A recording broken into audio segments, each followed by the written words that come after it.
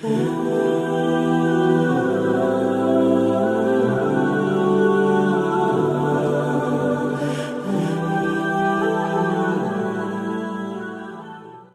زہار جو ہے یہ زمانہ جاہلیت کے اندر طلاق کا ایک طریقہ تھا۔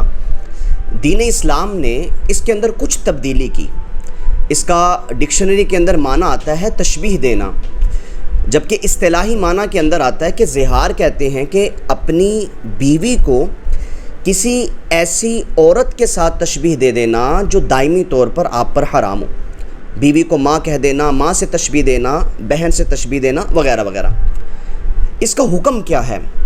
اس کا حکم یہ ہے کہ زہار اگر کوئی شخص کر لے اور زہار کی نیت کے ساتھ اپنی اہلیہ کو، اپنی زوجہ کو کسی ایسی عورت سے تشبیہ دے دے تو حکم یہ ہے کہ نکاح اصل باقی رہتے ہوئے میاں اور بیوی کے درمیان زوجیت کا تعلق قائم کرنا جائز اور حلال نہیں رہتا تا وقتے کہ زہار کا کفارہ ادا نہ کر دیا جائے۔ یعنی میاں اور بیوی کے درمیان نکاح تو باقی ہے، لیکن میاں اور بیوی کا جو آپس کا تعلق ہے وہ حرام ہو گیا عارضی طور پر۔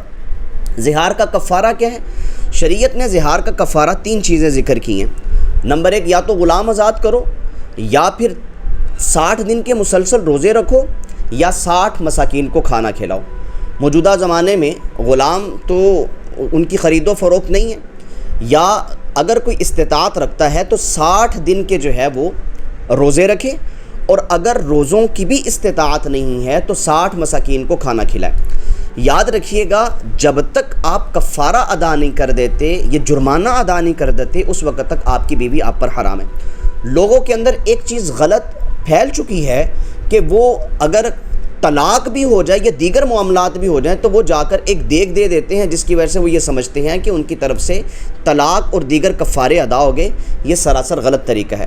تو اس کا کفارے کا طریقہ یہ ہے کہ آپ 60 مساکین کو کھانا کھلائیں، اس کے بعد جو ہے وہ آپ کی بیوی آپ کے لیے حلال ہوگی۔ اللہ تعالیٰ سے دعا ہے اللہ تعالیٰ ہمیں دین کے مسائل صحیح طریقوں سے سمجھنے کی توفیق عطا فرمائے۔